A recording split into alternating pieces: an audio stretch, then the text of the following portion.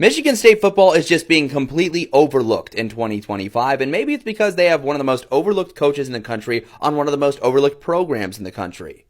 Jonathan Smith inherited a terrible situation at Oregon State, but he got things moving really fast. They were back to nearly 500 in conference, and just his second season with the Beavs, they went through a COVID year, which I think slowed things down a little, but then when they got up and moving, they were a contender, they were a top 25 team. Jonathan Smith just absolutely cooked, and I think a turnaround at Michigan State could happen even quicker because the situation he inherited was much better. They've been making a ton of quiet but really excellent moves in the transfer portal. Not many people are talking about their class, but let's remember Oregon State had one of the best offensive lines in the country when he was there. And so if he can do that at Oregon State, what do you think he can do at Michigan State?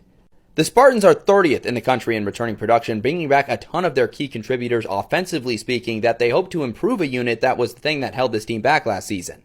A lot of people love to slander a young quarterback when they're thrown into the flames, but Aiden Childs is still 19 years old, and he showed some legitimate flashes of greatness, and I think he could really have a breakout season any given year now. If you pair that with the fact that Michigan State plays a fairly light Big Ten schedule that starts with 3 straight home games to get them up to speed on the season, I really think the Spartans could be beyond a bowl team this year, a team that really catches people by surprise and find themselves in the top 25 at the end of the season.